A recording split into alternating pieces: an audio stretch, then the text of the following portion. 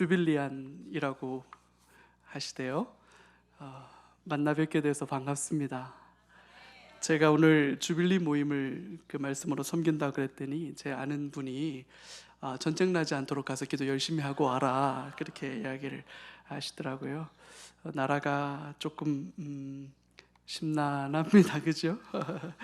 그 요새 그 이런저런 일들 때문에 좀 시끄러운 이야기들이, 또 안타까운 이야기들이 많이 들립니다.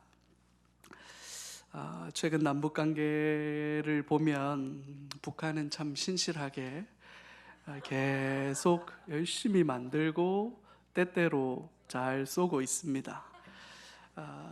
또 우리 트럼프 대통령도 니네 계속 그렇게 하면 이번엔 화염과 분노, 니네 불벼락 한번 맞는다, 뭐 이런 이야기, 압도적인 힘을 직면하게 될 것이다, 그렇게 말했어요. 말로는 북한이 안 지죠. 그랬더니 그래, 우리는 탄도미사일로 괌을 포위 공격할 거다, 뭐 이런 이야기를 하고 있어요. 그래서 그 바깥 사람들은 한반도에 전쟁 난다고 지금 다들 그렇게 생각하고 있나 봐요. 근데 한국 사람들은 굉장히 마음이 평안하잖아요, 그죠? 그제 뉴욕 타임즈에, LA 타임즈에 그런 기사가 실렸다고 그래요. 전 세계는 지금 한반도가 전쟁 일촉즉발이다. 언제 전쟁이 나도 전혀 낯설거나 어색하지 않을 만큼 한반도 상황이 굉장히 위기인데, 한국에 있는 사람들은 참 심드렁하다, 이렇게 표현했어요. 심드렁하다 이렇게 표현했는데 뭐 아무렇지도 않아요. 서울 불바다 만들겠다 이러면 안 그래도 삼복더위인데 뭘 불바다야, 평양냉면이나 한 그릇 해야지, 뭐 이러면서 그냥 뭐 대수롭지도 않게 여기는 거죠. 그래서 인터뷰를 했어요. 그 LA 타임즈 기자들이 와가지고 아마 인터뷰를 한 모양이에요. 왜 이렇게 평안하십니까? 그랬더니 아유, 계속된 전쟁 위기 속에 지금 몇십 년을 살고 있는데 뭐 재탕 삼탕 뭐 하도 전쟁 난다 그러니까 이제는 뭐 전쟁 난다 그래도 아무런 마음의 동요가 없습니다, 뭐 이렇게 대답하는 사람도 있고, 정부가 나서서 전쟁이 나면 적절하게 잘 대응해 줄 겁니다, 정부를 믿습니다, 뭐 이렇게 인터뷰를 하는 분들도 있고, 뭐 그래.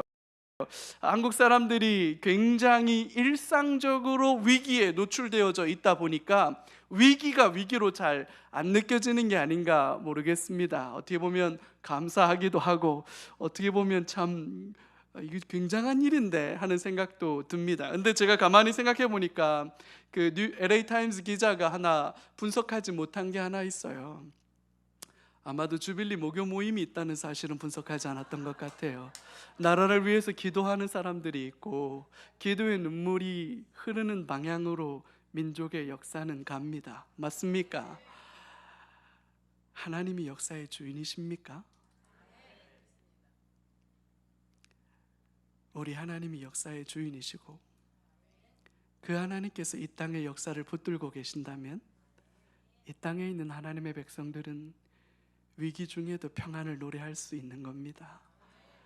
전쟁 중에도 하나님을 찬양할 수 있는 겁니다.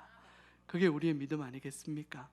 사실 주빌리 모임은 저 개인적으로도 굉장히 의미가 큽니다. 굉장히 저 개인에게도 특별한 의미가 있는 기도 모임입니다. 저는 1998년도에 군대를 전역하고 사랑의 교회 대학부를 나오기 시작했습니다. 그때 당시에 사랑의 교회에는 선교를 마치고 돌아오신 한정국 선교사님이 오카노 목사님하고 이야기를 하시다가 그때 당시에 한참 유행했던 선교가 미전도 종족 입양 선교라고 하는 게 있었습니다.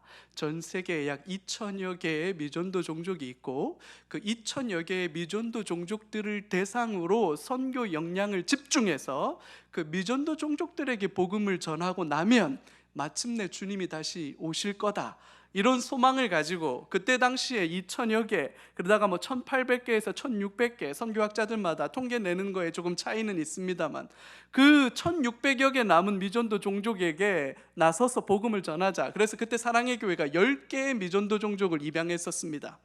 그 10개의 미전도 종족을 입양해서 대학부, 청년 우리 그렇게 해서 열심히 선교하자 이렇게 했어요. 그래서 대학부가 4개 종족을 맡고 청년부가 6개 종족을 맡고 이렇게 해서 선교하는데, 제가 섬겼던 대학부가 북한 조선족을 담당했었습니다. 그래서 제가 복귀하자마자 그 대학부에 미전도 종족 입양 선교팀 팀장을 맡았습니다. 이게 굉장히 세습이었는데요, 제 친한 친구가 그 팀장을 맡고 있다가 자기가 군대 가고 제가 군대에서 전역했기 때문에 둘이 그냥 인수인계하고 이제부터 네가 팀장이야 이래서 제가 팀장을 했습니다.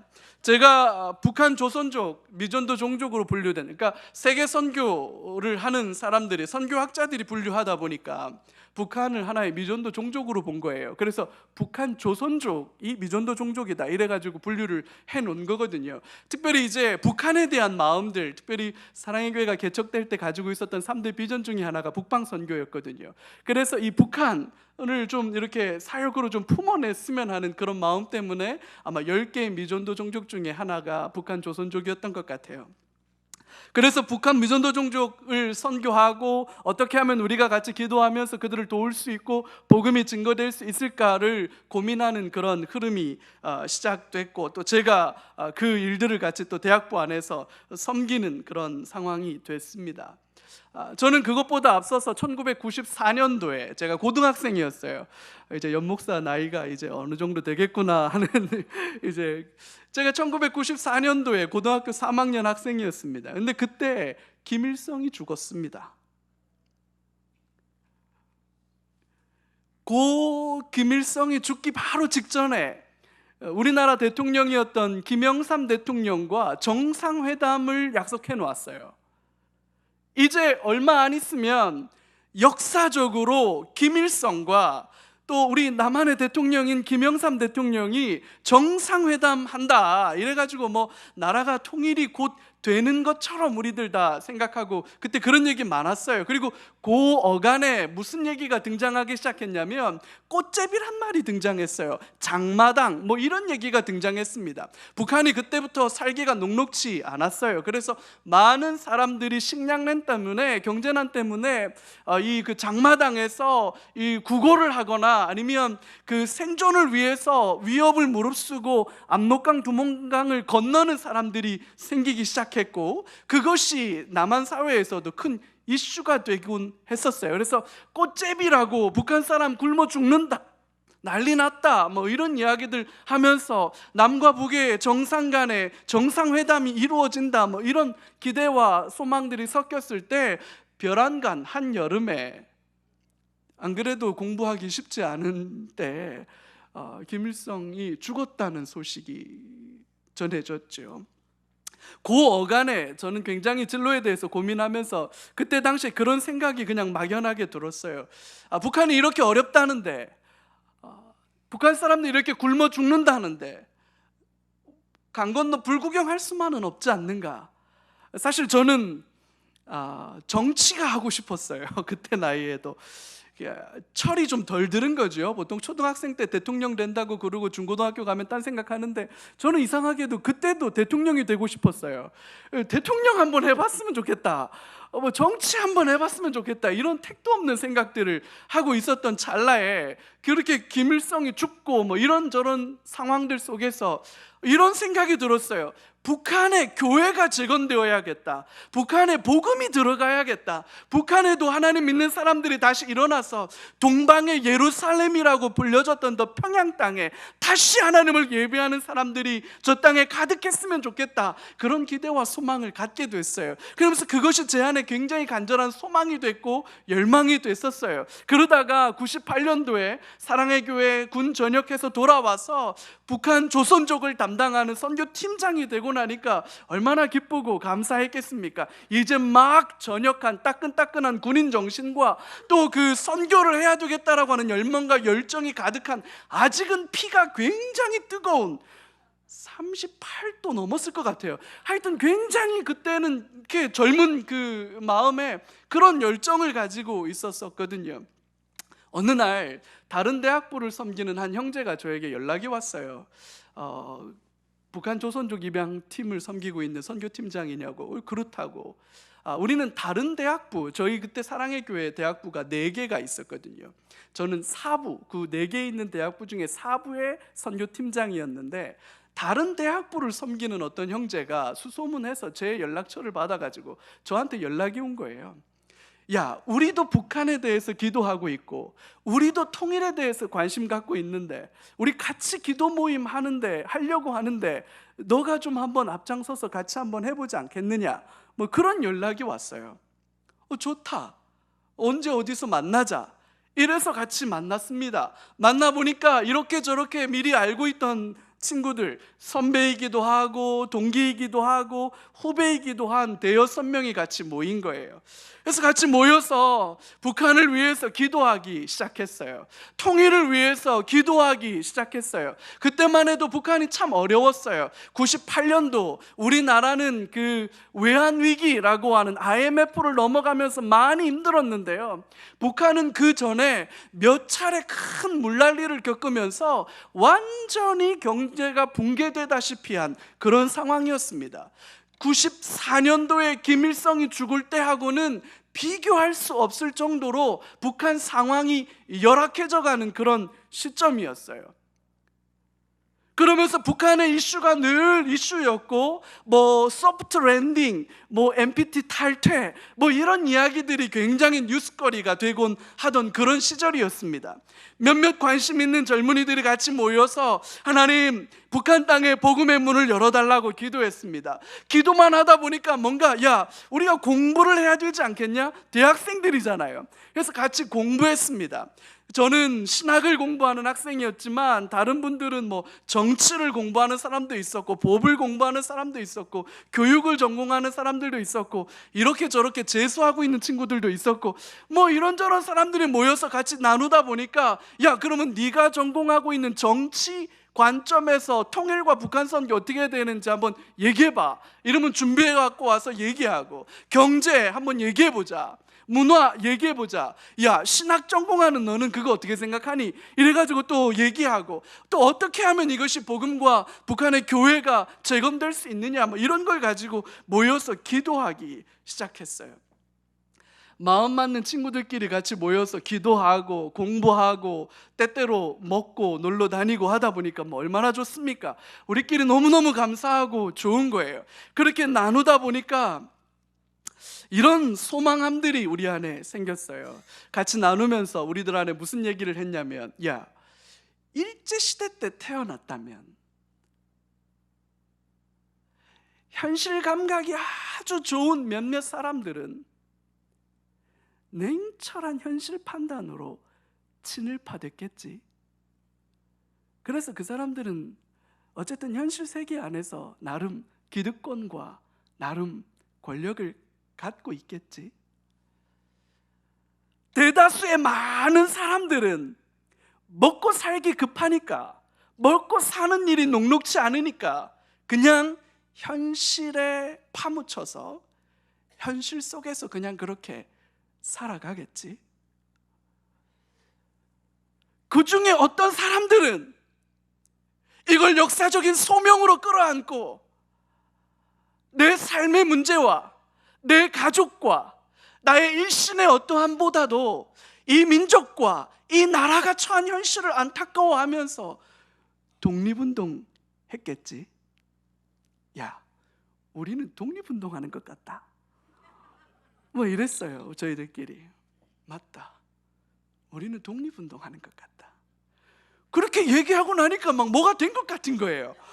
그냥 어깨에 힘 딱 들어가고, 만주를 한번 가야 하는데 이런 생각도 들고요. 그 일송정 말 달리고 이렇게 해야 될 것 같은 느낌이 들기도 하고, 그래서 기도했어요. 그때 우리 만주 한번 갔으면 좋겠다. 근데 그때 당시가 사랑의 교회에는요, 그 연변과기대를 시작해가지고 연변과기대 선교에 집중하던 시절이었어요. 기도하는 젊은이들끼리 우리 어떻게 그 연변과기대 단기 선교 한번 가면 좋겠다 이래가지고 기도했는데요, 그 기도가 응답됐습니다. 연변과기대 단기 선교를 다녀올 수 있도록 사랑의 교회 대학 청년부 단기 선교 중에 거의 시작이었습니다. 그게.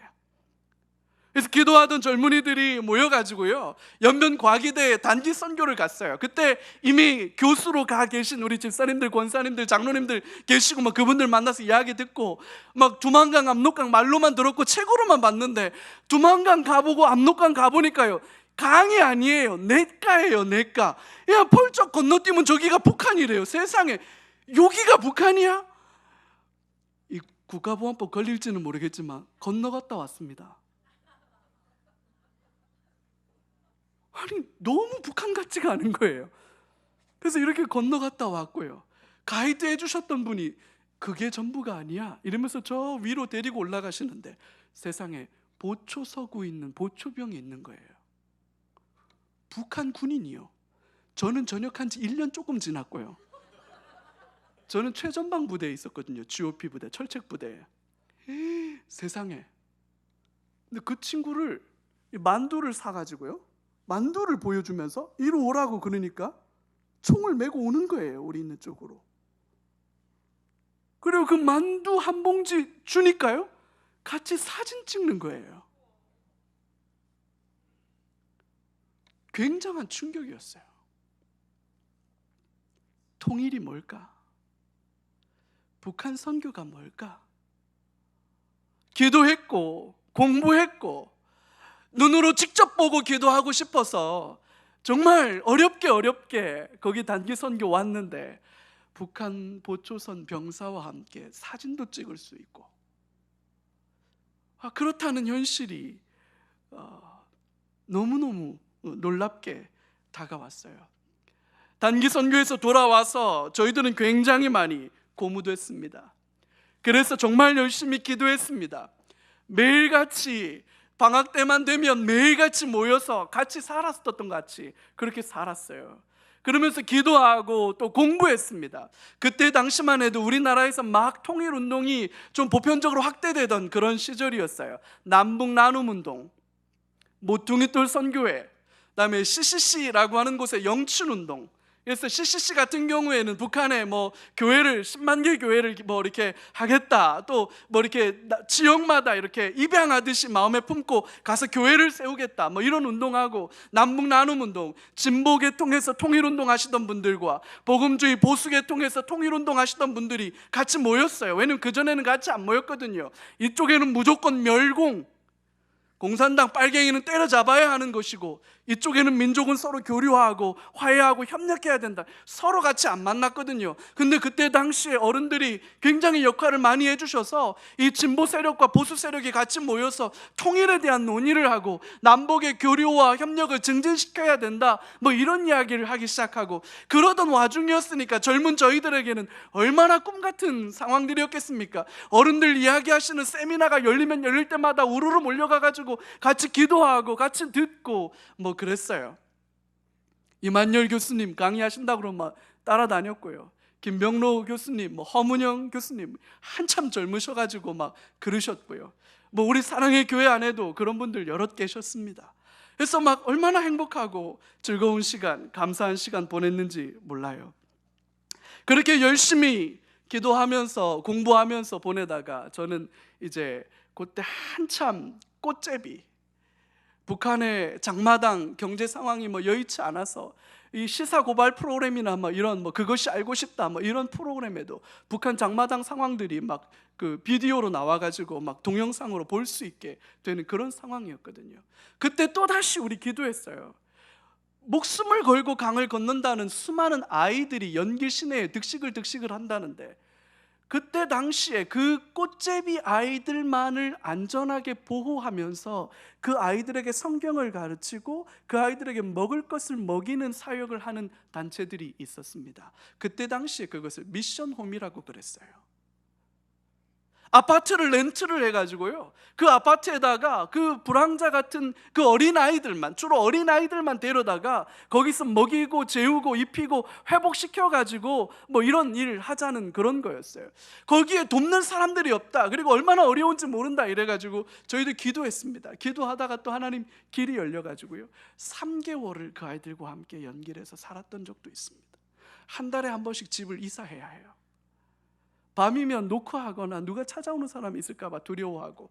근데 그 아이들 만나서 이야기하는데요, 정말 웃긴 거는요, 별의별 아이가 다 있어요. 20몇 명 있었는데 아이들 중에 정말 먹고 살기 어려워서 나온 애도 있고요, 어떤 애는 친구 따라 그냥 온 애도 있어요. 참 철없는 아이죠. 그냥 친구가 거기 좋다는 이야기 듣고 그냥 그 친구 따라 나온 거예요, 엄마 아빠 두고.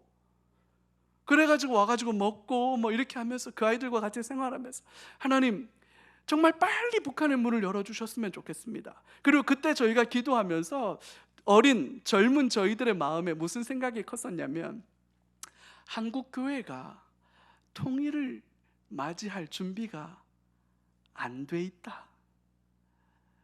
한국 사회는 통일을 이룩해낼 만한 역량, 준비되지 않았다. 그런 생각들이 참 많았어요. 그때 우리가 제일 부럽게 생각했던 것이요, 성 니콜라이 교회에서 있었던 월요 평화 기도회에 대한 이야기를 듣고 공부하면서, 그 기도가, 그 켜켜이 쌓인 수많은 기도가 있었기 때문에 하나님은 독일에 통일을 주신 것 아니었겠습니까? 그죠? 사실 동독과 서독의 통일 과정은 그때 저희 공부하기로는 굉장히 갑작스럽게 이루어진 통일이다, 이렇게 저희는 공부했었어요. 사실 잘 준비돼서 이렇게 통일이 된 것이 아니라 독일 수상이 이 소식 하나 잘못 전하는 바람에 베를린 장벽이 무너지는 일들이 벌어졌거든요. 독일 사람들도 아마 깜짝 놀랐었을 거라고 생각해요. 어떻게 보면 그렇게 도적같이 급하고 강하게 하나님의 역사하심이 이 땅에 임할 수도 있는데, 우리가 그것을 감당하려면 정말로 잘 통일을, 그리고 정말로 제대로 된 북한 선교를, 그리고 북한에 있는 지하교회 성도들의 그 어려운 형편들을 잘 보듬을 수 있는 그런 통일과 그런 북한 선교가 되려면 준비가 되어야 할 텐데, 역량이 갖추어져야 할 텐데, 그런 생각을 하면서 우리도 성 니콜라이 교회에서 모였던 월요 평화 기도회처럼 그런 기도 모임이 좀 있어야 한다라고 생각하면서 정말 열심히 기도하고요, 열심히 같이 모여서 하나님 앞에 간구하고 그랬어요. 그러다가 저는 신대원에 진학하면서 사랑의 교회를 떠났습니다. 그게 2001년이었어요 2001년에 저는 이제 다른 교회 전도사 사역자로 부임하게 되면서 사랑의 교회를 떠났고, 그렇게 같이 기도하던 기도 동역자들은 여전히 사랑의 교회에 남아서 같이 기도하고 또 공부하고 모임을 하고 그렇게 했지요. 그러다가 2004년도에 우리가 그때만 해도 기도하기를, 하나님 젊은 저희 대학생 청년들은 이런 기도 제목을 가지고 기도하고, 어른들 중에 몇몇 집사님들, 그때 캐도를 통해서 북한에 원전을 지어주는 그 경수로 지원 사업을 하던 사업이 있었는데, 그 일에 기술자로 나가 계셨던 집사님들이 연결이 됐어요. 사랑의 교회 같이 지금은 이제 아랍에 가셔가지고 또 하고 계시는데, 그런 집사님들하고 같이 기도하면서 사랑의 교회가 그런 모판이 됐으면 좀 좋겠다, 기도 모임이 좀 일어났으면 좋겠다. 더 큰 기도 제목, 저희들 마음속에 있었던 기도 제목은 사랑의 교회 차원에서 이런 사역들이 좀 시작됐으면 좋겠다. 왜 어른들은 아직도 이 중요한 이런 거에 왜 이렇게 발벗고 나서지를 않지? 젊은 저희들의 마음에는 그랬어요.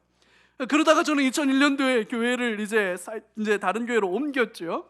근데 이렇게 들려오는 소식을 들어보니까 2004년도에 북한 선교부, 북한 사랑의 선교부를 만들 수 있도록 교회 차원의 기도 모임이 시작됐다는 이야기를 들었어요. 뿐만 아니라 서울 모교 모임이라고 대학부와 그다음에 부흥한국이 조인해서 예배 모임, 기도 모임을 하기 시작했다, 이런 이야기를 들었어요. 제가 2008년도 3월 달에 사랑의 교회 대학부로 다시 돌아왔습니다. 놀라운 건요, 제가 2001년도에 사랑의 교회를 떠났을 때는 참 몇몇 젊은이들과 그 일과 직접적으로 관련된 몇몇 집사님들만 같이 모여서 알고 기도하던 기도 모임이었는데, 2008년도에 사랑의 교회 전임 목사로, 대학부 전임 목사로 돌아와 보니까요, 사랑의 교회에 교회 차원에서 북한 사랑의 선교부가 시작돼 있었습니다. 할렐루야. 아무것도 없었던 상황이라고 우리는 생각하고, 몇몇 젊은이들이 꿈을 가지고 비전을 가지고 기도 모임하고 있었는데 그게 몇 년 지나지 않았어요. 북한 사랑의 선교부가 사랑의 교회 공식 사역 조직으로 시작되어 있었고 전임 사역자가 한 분 계시더라고요. 이전에 북사랑을 섬겼던 하광민 목사님이 저랑 입사 동기예요. 같이 들어왔거든요.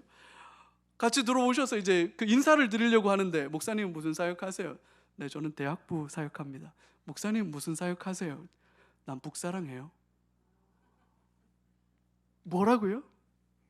북한 사역만을, 북한 통일 탈북자들을 위한 사역을 전문적으로 하기 위해서 교회가 전임 사역자를 청빙한 거였어요. 놀랍죠? 그렇게 대학부에서 이제 같이 사역을 하면서 또 기도하면서 대학부 안에서 그때 이제 새터민 아이들, 하나원을 막 나와서 신앙을 갖게 된 아이들이 사랑의 교회로 오게 됐고, 그 친구들이 대학부에 와서 같이 신앙생활, 대학부 안에 북한 아이들이 있는 거예요. 세상에, 제가 대학부 학생일 때는 꿈도 못 꿨던 일이에요. 근데 불과 몇 년이 지나서 사랑의 교회 대학부 안에 북한 아이들이 함께 대학부 생활을 하는 그런 공동체가 되어 있었던 거죠. 같이 기도하면서 얼마나 기뻤는지 몰라요. 그렇게 지내다가 2011년도에 저는 대학부 사역 책임자가 됐고, 2011년도에 이 부흥한국과 함께 조인해서 대학부가 기도했던 이 기도 모임은 주빌리 모임으로 확대 개편됐습니다. 그리고 우리나라의 통일과 북한 선교와 관련된 일을 한다는 수도 없이 많은 단체들, 제가요 대학생 시절 때부터 관심 있게 봐왔기 때문에 웬만한 통일 선교 단체들 웬만큼 아는데, 세상에 한 번도 이 얘기 안 들어본 단체들, 어머, 이런 단체들이 있었어 우리나라에? 그랬던 단체들, 막 듣도 보도 못했던 수많은 단체들이 모여서 주빌리 기도 모임을 시작하는데요, 여러분, 이거는 제가 그때 하강민 목사님에게 그런 얘기 했었어요. 목사님, 이거는 반드시 훗날 역사가 한 줄 기록하고 넘어갈 겁니다. 이거는 반드시 역사가 기록하고 넘어갈 겁니다. 통일을 한 것보다 어쩌면 더 멋진 일입니다. 왜냐면요, 한국 사회가 이념적으로 굉장히 스펙트럼이 넓고요, 신앙생활 하는 사람들 중에서도 무조건 방언해야 된다는 사람부터 시작해가지고 이쪽에 무슨 소리냐, 기도 시간에, 예배 시간에 박수 치면 안 된다고 생각하시는 분들에 이르기까지 신앙의 스펙트럼도 굉장히 넓거든요. 근데 주빌리가 이걸 통일해 버렸어요.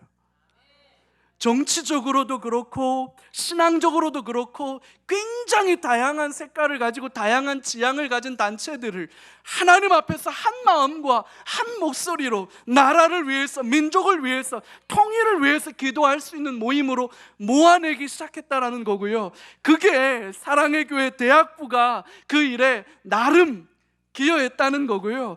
그 기도 모임을 시작할 수 있도록 한 10년 전쯤에 함께 기도했던 몇몇 청년들 중에 한 사람이, 모르겠습니다, 오늘 이 설교를 준비하면서 가만히 돌아봤어요. 하나님, 우리 때때로 그런 걱정하잖아요. 하나님이 내 기도 들으시나? 하나님이 진짜 우리 기도 들으시나? 들으십니다. 우리 하나님이 일하십니다. 비록 더딜지라도 낙심하지 아니하면 때가 이름에 주께서 이루실 겁니다. 그러므로 연약한 손을 모으고 더 지친 무릎을 모아서 우린 기도해야 합니다. 이 땅에 하나님, 피 흘림이 없는 복음적 평화 통일을 주시옵소서. 이 민족이 하나 되는 일들을 허락해 주시옵소서. 북한 땅에 아파하는 지하교회 성도들의 그 수많은 고통의 눈물을 주님 어느 때까지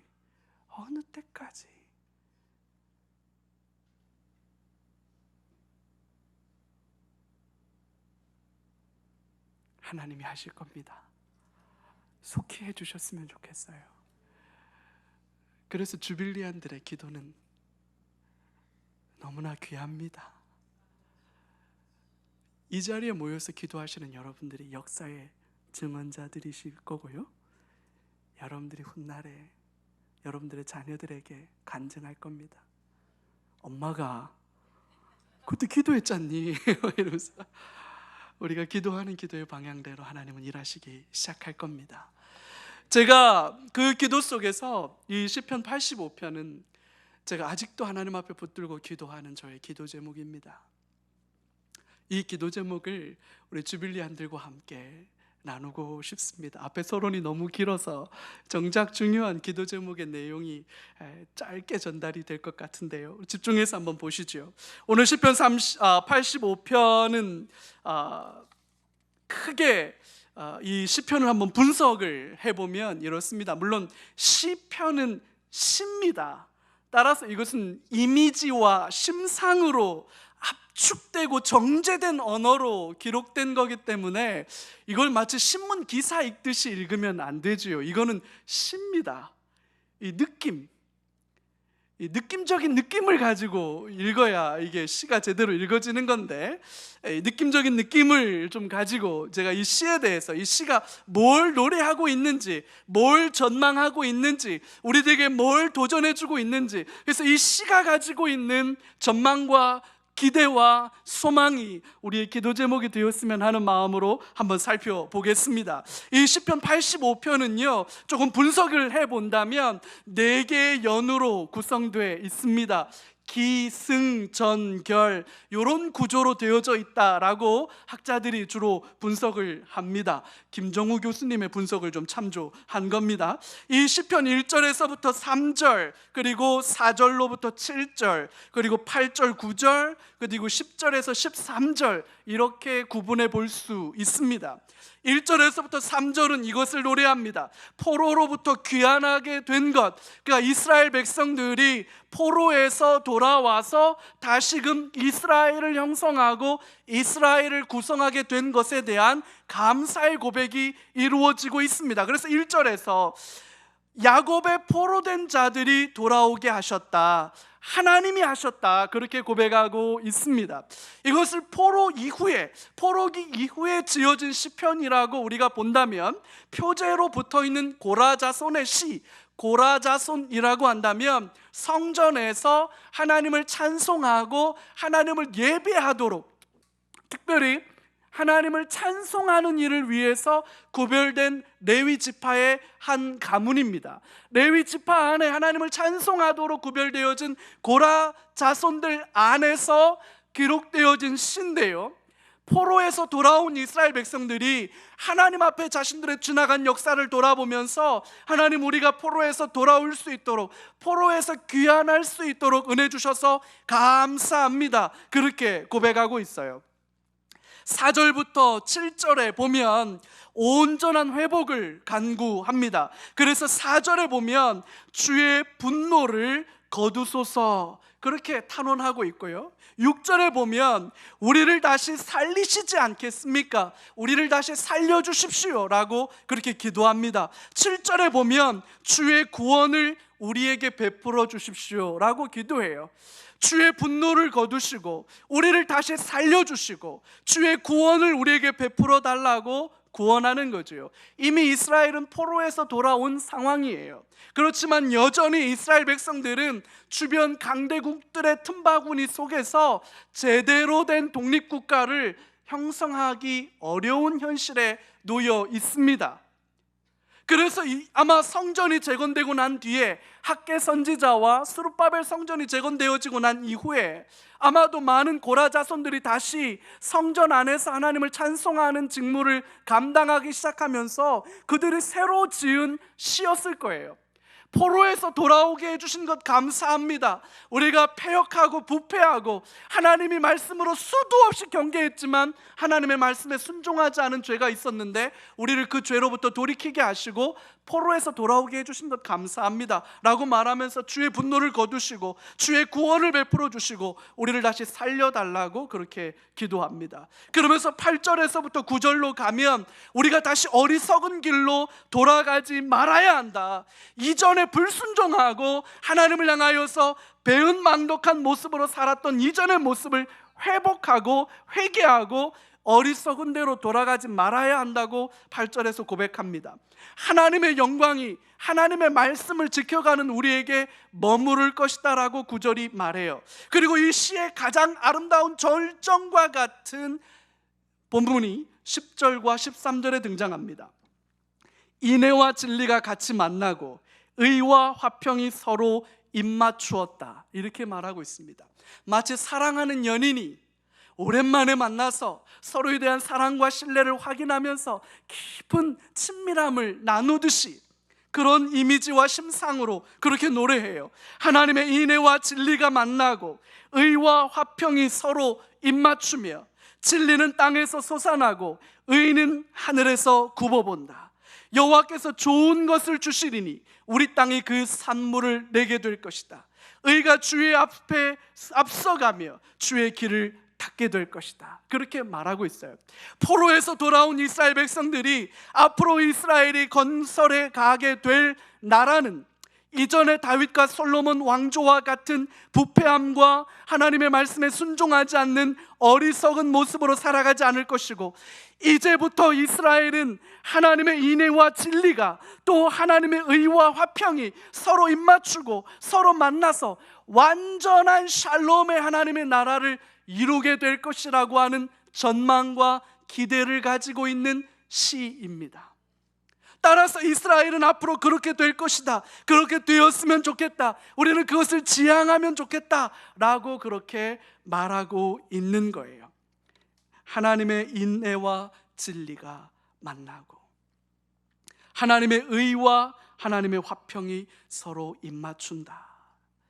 여기에서 만나고 입맞춘다라고 하는 이 동사는 히브리어의 시제로 보면 완료 시제로 되어 있습니다. 이미 완성된 것처럼 그렇게 표현되어져 있습니다.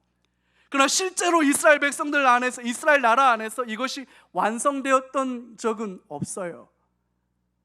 따라서 이 시인이 마치 의와 평강이 또 하나님의 인애와 하나님의 진리가 온전히 조화로운 하나님의 나라를 이루게 된 것을 완료 시제로 표현한 것은 이 시의 고백이 가장 강력한 미래에 대한 전망을 담고 있는 표현이다, 이렇게 봐야 할 것입니다.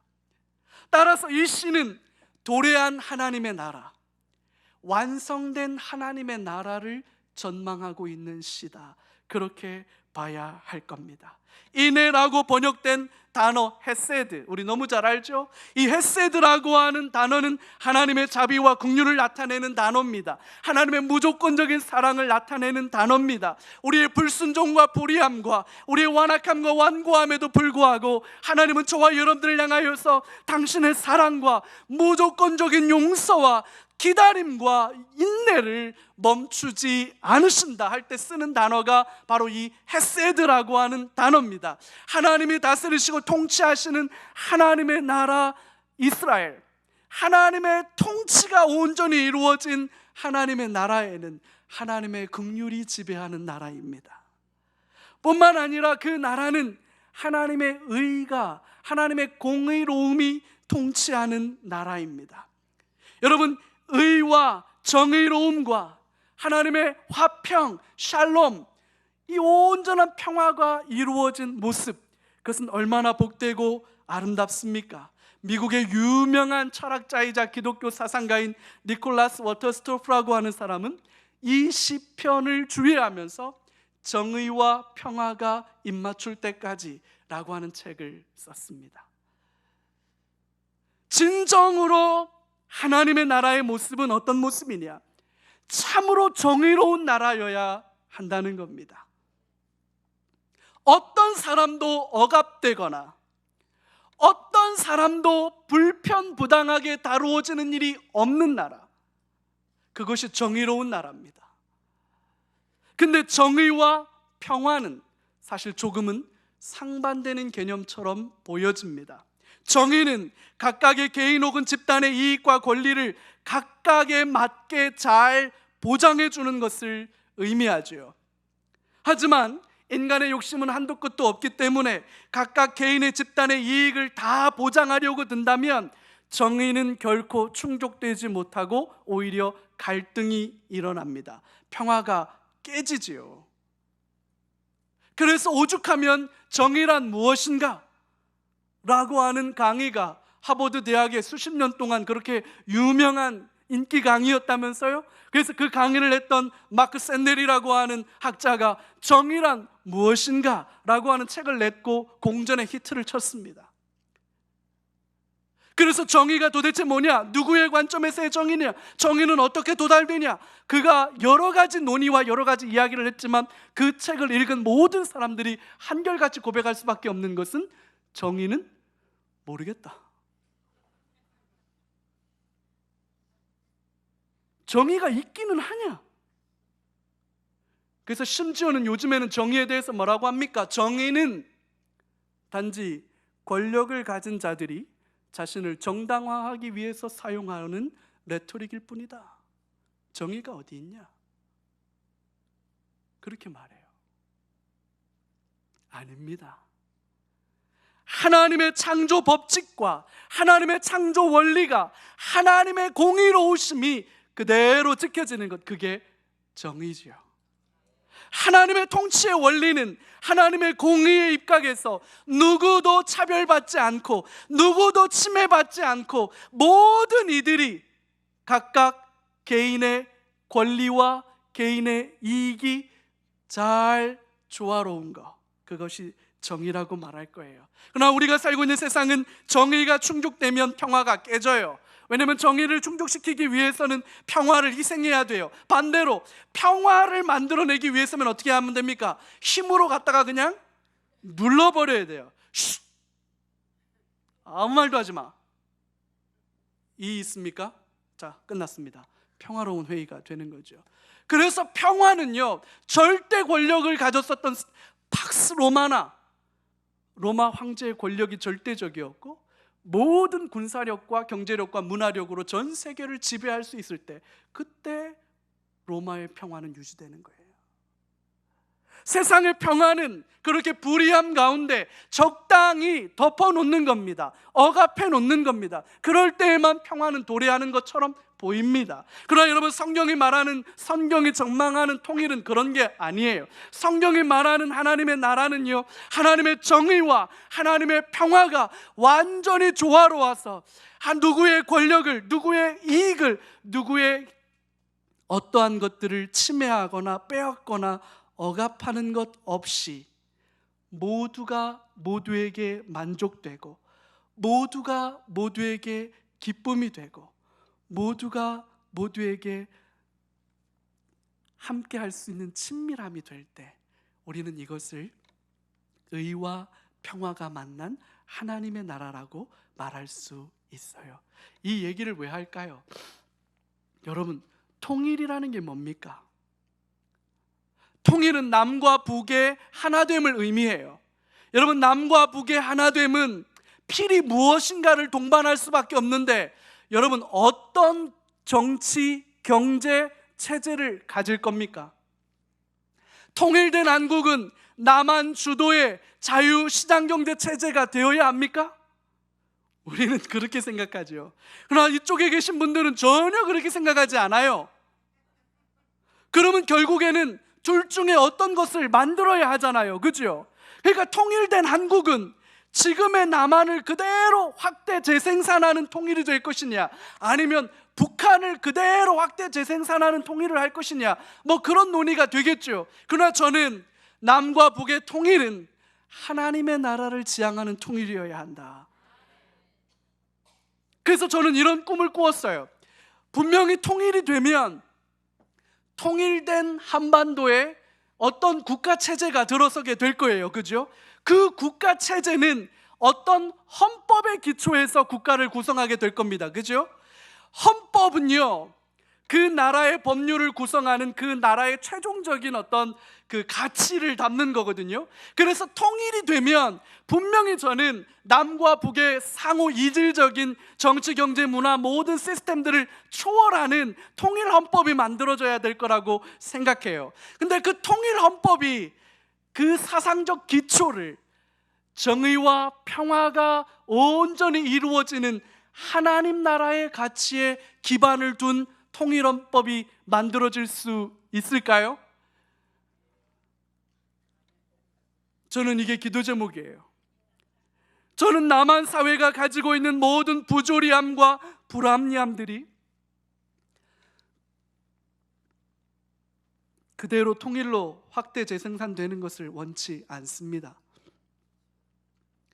북한 체제가 가지고 있는 모순과 그 수많은 불이함들이 통일에 그대로 확대 재생산되는 것을 원치 않습니다. 우리 주빌리안들의 기도는 하나님 이 땅에 통일을 주시옵소서, 이 땅의 남과 북의 하나됨을 허락해 주시옵소서. 총론적으로는 맞는데요, 강론으로 들어가서 화폐 제도는 누구의 방식을 따를 겁니까? 여러분, 상이한 권력 구조는 어떻게 나눌 것입니까? 남과 북의 상이한 교육 제도들은, 교육 이념들은 어떻게 통합해낼 것입니까? 여러분, 통일은요, 구호와 그것들로 만들어질 수 없습니다. 굉장히 복잡하고 굉장히 난해한 일들을 거쳐야만 비로소 올 수 있는 거거든요. 우리가 그것을 다 알지 못해도 괜찮습니다. 우리의 기도 제목 속에 하나님, 이 땅에 도래할 하나님의 나라는 통일한국을 통하여 이 땅에 실현될 수 있도록 하나님 그 단초를 놔주시기를 기도합니다. 이렇게 기도했으면 좋겠어요. 여러분, 나라가 새롭게 건국되어지는 일이 저는 통일이라고 생각해요. 여러분, 1776년에 미국이 건국되면서 새로운 기독교 정신이 그 나라를 세우게 만들었어요. 그죠? 1901년도에 호주가 건국됐거든요. 그 1901년도에 호주가 건국되면서 새로운 기독교 정신이 그 사회를 지배하기 시작했어요. 1907년도에 뉴질랜드가 건국됐고요, 1910년도에 여러분, 화란의 개혁교도들이 중심이 돼서 남아프리카 공화국이 건국됐어요. 여러분, 공과 과를 논할 수 있겠습니다만 1948년도에 이스라엘이 건국됐고요, 1965년도에 싱가포르이 말레이시아 연합에서 독립했어요. 이 나라들이 새롭게 나라를 형성해 가기 시작하면서 어떤 나라, 어떤 권력, 어떤 정치체제, 어떤 경제체제, 어떤 이념의 기초에서 우리는 어떤 나라를 만들 것인지 꿈을 꾸는 사람들이 있었고, 그것을 위해서 노력하는 사람들이 있었어요. 우리 주빌리안들이 모여서 기도할 때 하나님, 통일된 이 한반도에는 하나님의 나라에 기초한 하나님 나라의 가치와 하나님 나라 사상, 다시 말해서 정의와 평화가 온전히 하나 되어서 그 안에 하나님을 경외하고 사랑하는 가진 자와 가지지 못한 자의 갈등 넘어서게 하여 주옵소서.